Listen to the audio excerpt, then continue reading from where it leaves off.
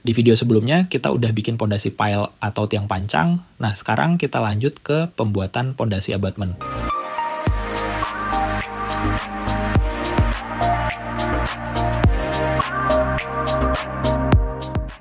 Oke, jadi untuk desain rencana pondasi abutmentnya kurang lebih kayak gini. Ini contoh gambar kerja 2D-nya yang bakal kita jadikan referensi buat pemodelan kali ini.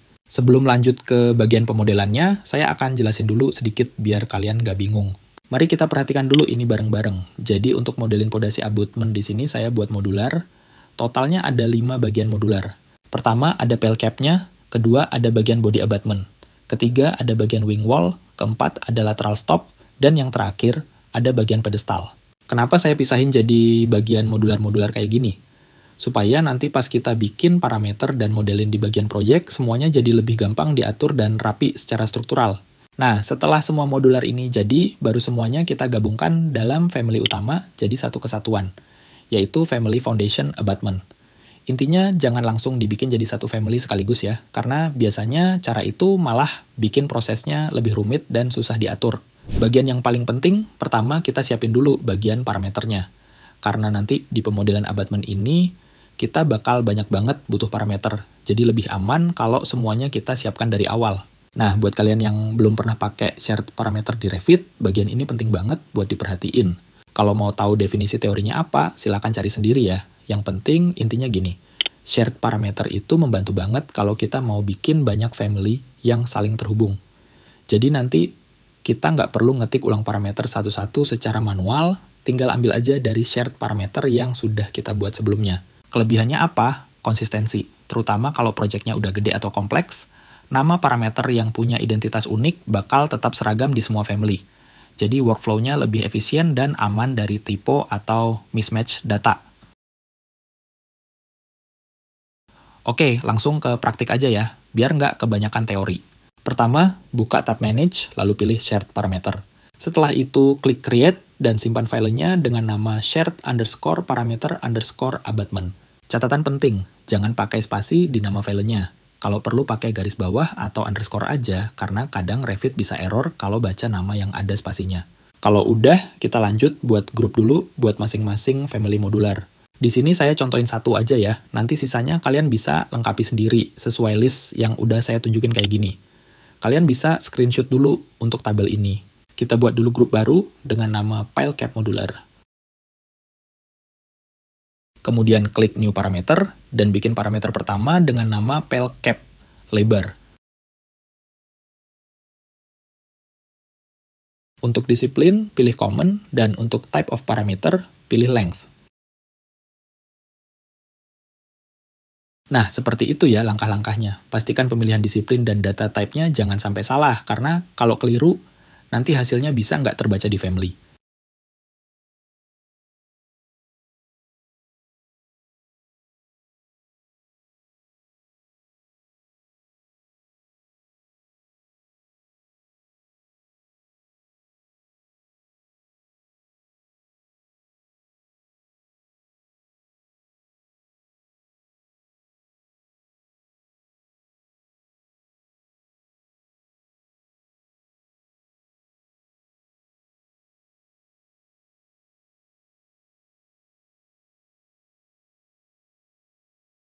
Kalau semua parameter sudah selesai dan sesuai tabel yang saya tunjukin, tinggal klik OK aja.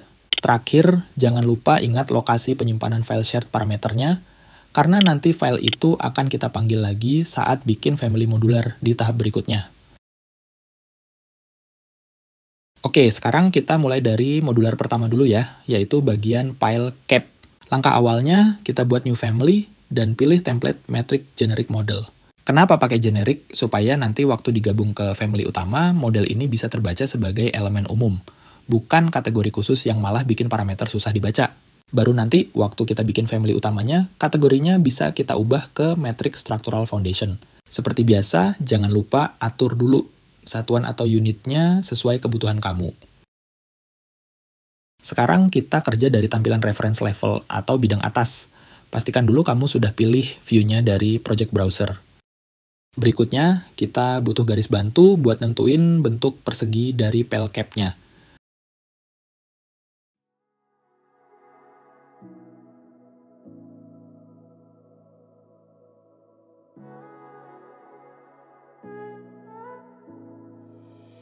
Setelah itu, kasih dimensi untuk ngatur panjang dan lebarnya.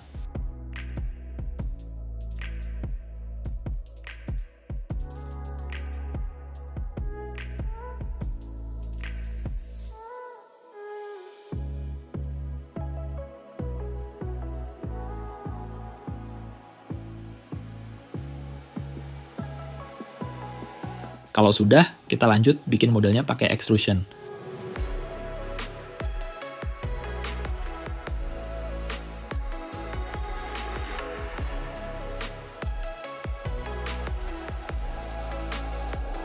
Begitu extrusionnya jadi, pindah ke tampilan depan atau samping buat ngatur ketebalannya.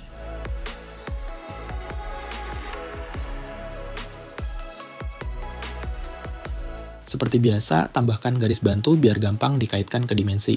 Nah, di sini kita buat 2 garis bantu, posisinya di bawah garis reference level. Karena bentuk file cap-nya bukan kotak polos biasa, jadi kita perlu 1 garis tambahan untuk ngatur bagian chamfernya.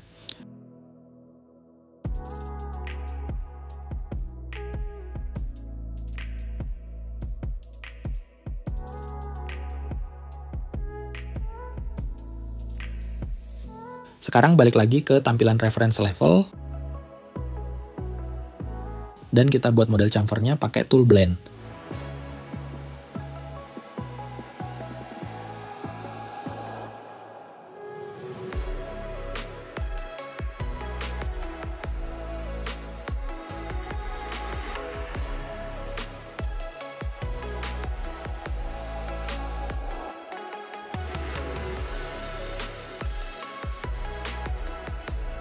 Kalau sudah, lihat lagi tampilan depan atau samping. Lalu align model chamfernya ke garis reference plane.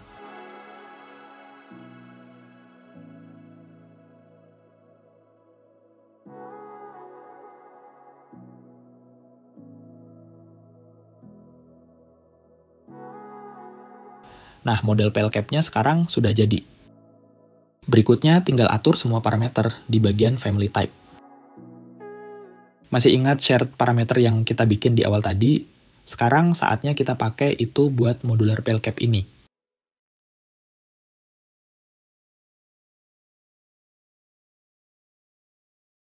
Nah, karena model ini merupakan modular, jadi untuk penentuan tipe parameternya bukan tipe, tapi pilih instan ya. Ini supaya nanti parameter yang ada dalam model modular bisa kita linkkan ke parameter di family utama nanti.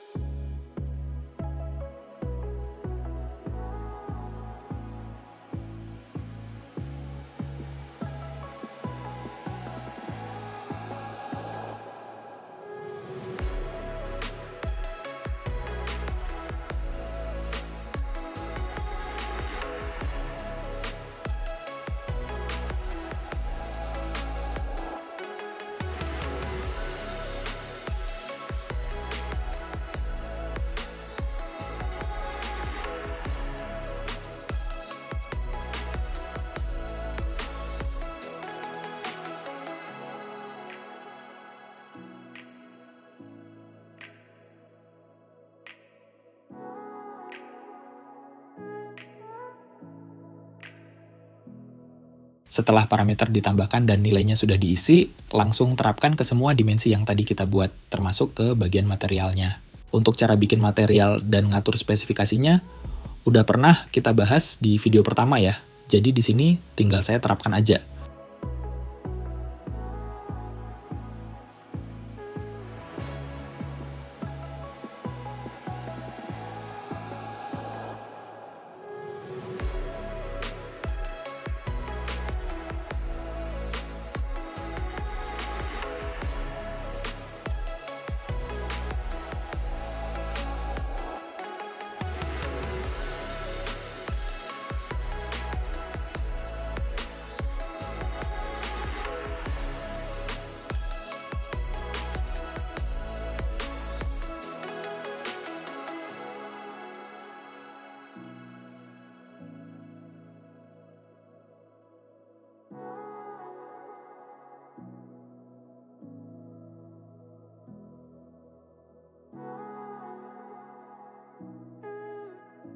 Oke, untuk model pel cap modular ini sudah selesai. Jangan lupa disimpan ya, karena nanti file ini bakal kita gabungkan ke family utama di tahap berikutnya.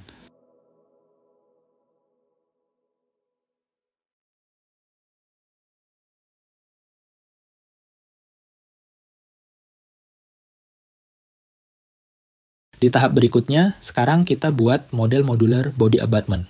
Tahapan dan langkah-langkahnya mirip seperti waktu kita bikin modular pel cap. Bedanya, kali ini kita bekerja dari tampilan depan atau samping. Nah, ini bisa aja beda-beda di tiap orang. Kalau menurut kamu tampilan ini adalah sisi samping, ya sesuaikan aja sesuai kebiasaan masing-masing. Yang penting tetap konsisten. Ingat, sebelum mulai bikin model, garis bantu itu wajib ada. Garis bantu ini penting banget buat ngontrol dimensi biar presisi.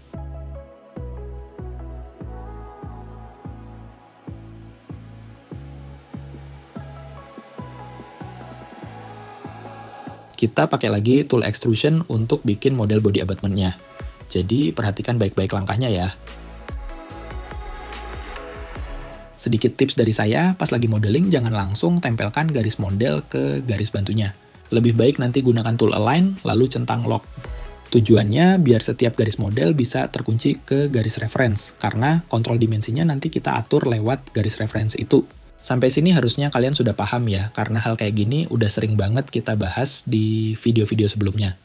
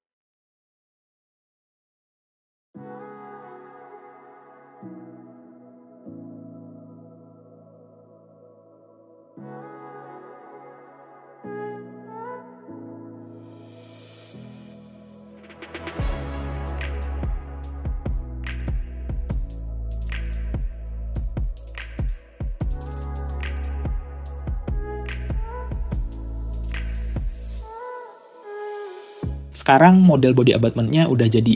Langkah berikutnya kita atur bagian parameter di menu Family Type.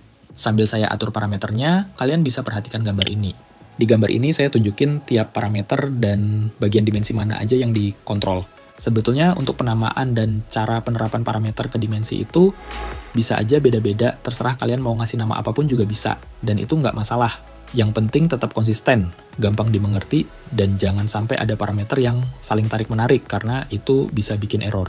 Contohnya gini, misalnya tinggi sebuah kotak sudah diatur pakai parameter bernama height, terus kamu mau nambahin parameter baru, seperti H1 dan H2.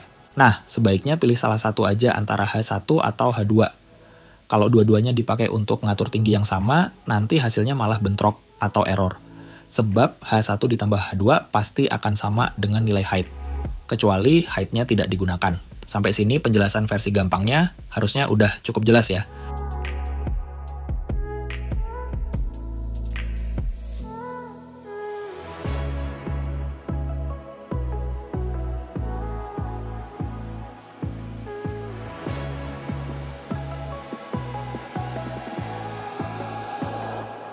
Oke, parameter dan value-nya sudah diatur, begitu juga dengan materialnya. Ingat ya, untuk tipe parameternya harus pilih instan. Sekarang tinggal diterapkan ke tiap-tiap dimensi, dan materialnya kita assign ke modelnya.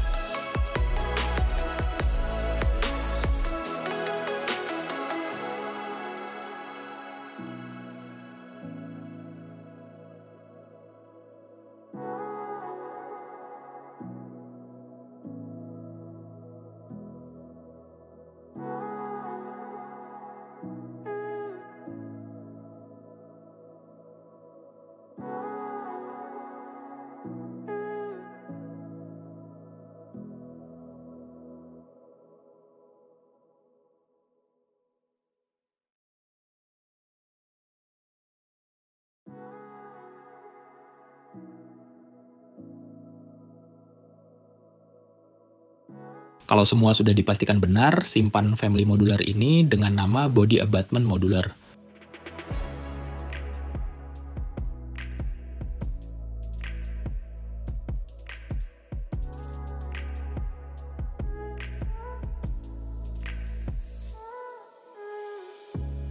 Oke, selanjutnya kita bikin model modular untuk wing wall, pedestal, dan lateral stop. Saya nggak akan jelasin langkah per langkah lagi karena caranya repetitif, sama seperti yang sudah kita lakukan barusan. Jadi buat kalian yang sudah paham alurnya, boleh langsung skip dan loncat ke bagian penggabungan family utama. Tapi kalau kalian mau ikutin dan perhatikan detailnya, silakan simak baik-baik setiap langkahnya. Sekarang saya akan modelkan dulu ketiga family tersebut satu persatu.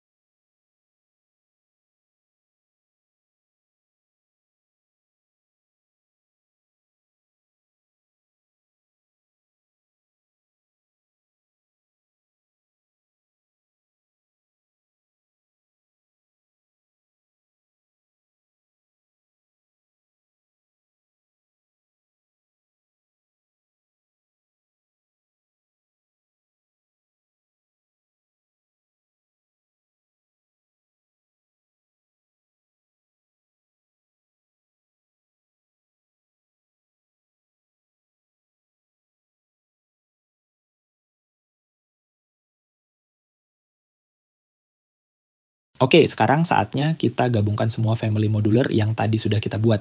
Pertama, buat new family baru dan pilih template Metric Structural Foundation.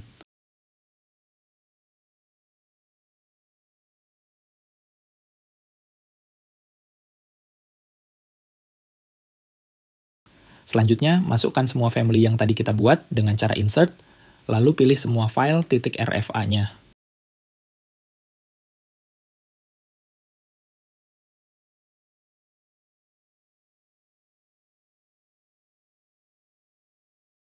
Setelah itu, cek di project browser dan pastikan semua family sudah muncul di sini. Sekarang kita buat dulu beberapa garis bantu menggunakan reference plane. Garis ini berfungsi sebagai panduan untuk menempatkan pedestal dan garis centerline dari body abutment. Kenapa begitu? Karena as utama jembatan dan as pondasi abutmentnya biasanya tidak segaris, tapi bergeser sedikit sesuai dengan gambar rencana. Begitu juga dengan posisi pedestal, kita harus beri jarak tertentu yang bisa diatur dengan parameter tambahan. Jadi nanti akan ada dua parameter baru untuk mengatur jarak-jarak tersebut. Selanjutnya, pergi ke tab Create, lalu pilih Komponen. Di bagian Properties, pilih Family-Family yang tadi sudah kita buat. Kita tempatkan semuanya dulu di tampilan Top View.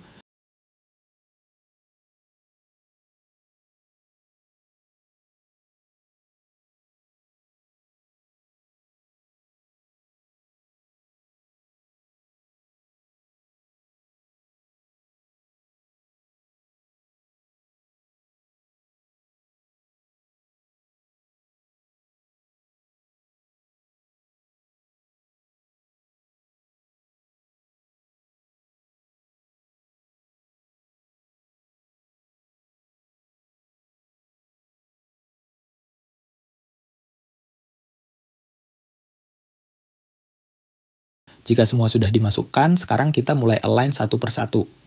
Pertama, align bagian body abutment. Perhatikan baik-baik, kita kunci posisi centerline body abutment ini ke garis reference plane sebagai centerline abutment, baik secara vertikal maupun horizontal.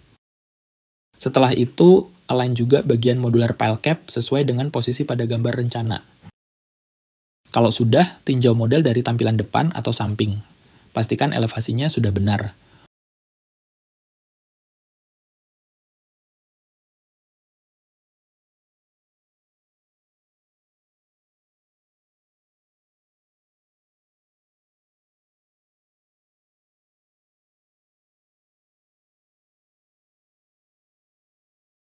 Untuk body abutment, bagian topnya kita align ke reference level, karena saya ingin level 0 dari pondasi ini berada di bagian top. Artinya nanti ketika family ini dimasukkan ke proyek utama, misalnya di elevasi plus 6, maka top level pondasi abutment ini akan otomatis berada di plus 6.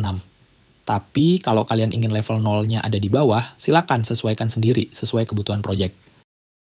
Berikutnya, align bagian modular pile cap ke garis bawah body abutment, supaya ketika tinggi body abutment berubah, posisi pile cap-nya tetap menempel. Nah, alur penempatan modular seperti itu. Saya akan lanjutkan dengan cara yang sama untuk modular lainnya, jadi silakan perhatikan baik-baik prosesnya.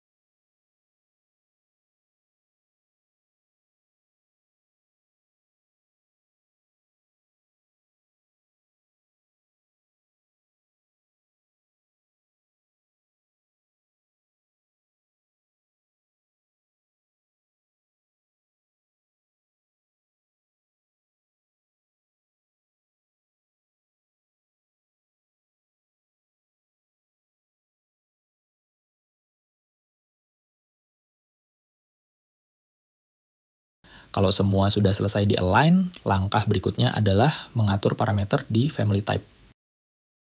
Ingat, tugas kita belum selesai. Di tahap ini, kita akan menggabungkan semua shared parameter menjadi satu kesatuan di family utama. Jadi, semua parameter dari masing-masing modular akan dikontrol dari induk parameter di family utama ini. Sekarang saya buat dulu parameternya. Pastikan kali ini type-nya type, bukan instance, karena nanti pengaturannya akan dilakukan dari family type, bukan dari properties. Mulai terasa rumit ya?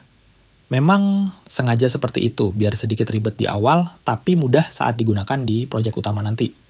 Untuk pembuatan parameter, saya percepat saja, karena prosesnya berulang.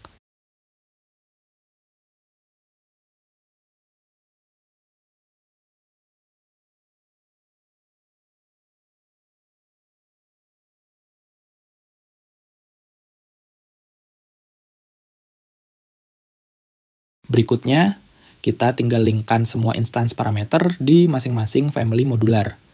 Caranya, pilih model modularnya, lalu di bagian properties, buka bagian dimensions. Klik ikon kecil di sampingnya, lalu pilih parameter dengan nama yang sama. Ini supaya nilai dimensi dari family modular bisa dikontrol langsung dari family utama. Saya tunjukkan satu contoh dulu, nanti kalian bisa lanjutkan ke semua modular.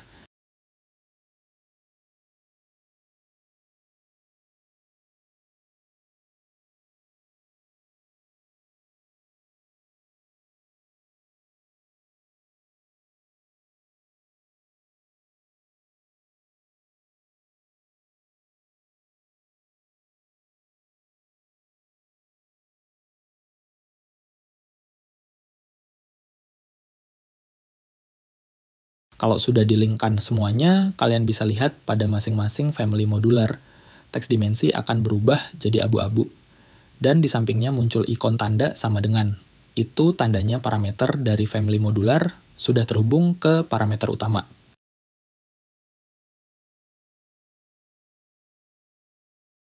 Dengan begitu, kalau nanti mau ubah ukuran, kalian cukup edit dari parameter utama saja.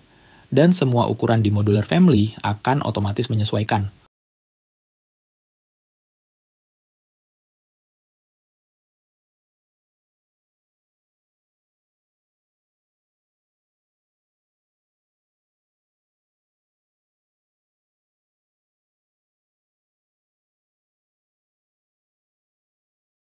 Oke, semua sudah selesai. Sekarang kita simpan family ini dengan nama pondasi abutment.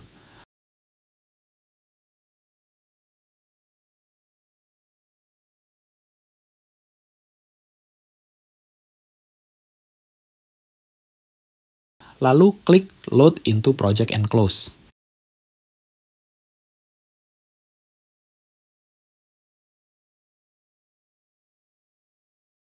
Selanjutnya, kita tempatkan pondasi abutment ini di level atau denah elevasi yang sesuai. Pastikan dulu bidang kerja atau levelnya aktif di project browser.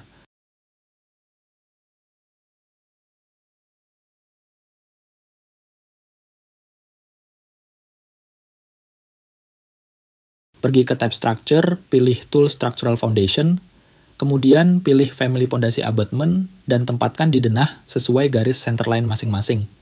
Jangan sampai salah posisi.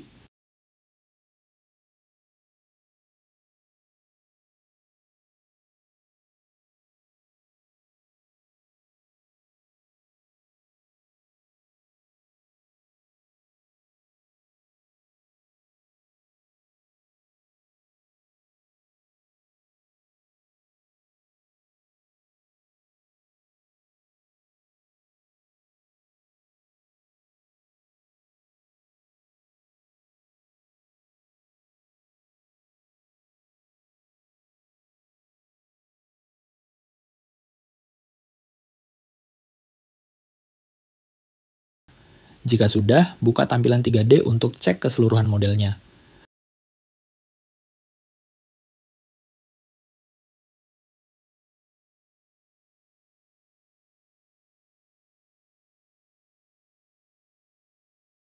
Periksa juga koneksi antara piling dan pondasi abutment. Misalnya, jika bagian top piling belum terlihat masuk ke dalam pondasi abutment, kalian bisa gunakan tool switch join order. Karena sesuai desain, piling seharusnya memiliki bagian yang masuk ke dalam pondasi abutment, atau disebut juga dengan anchored embed length. Oke, kira-kira seperti itu ya cara pembuatan pondasi abutment di Revit. Kalau ada pertanyaan, silakan tulis di kolom komentar, atau kalian juga bisa join Discord untuk diskusi lebih lanjut dan sharing bareng. Next, kita akan bahas lagi bagian-bagian lainnya yang masih berkaitan dengan struktur jembatan ini. Semoga video ini bermanfaat, dan seperti biasa, saya doakan semoga kalian sehat selalu, dimudahkan urusannya, serta dilancarkan rezekinya. Sampai jumpa di episode berikutnya.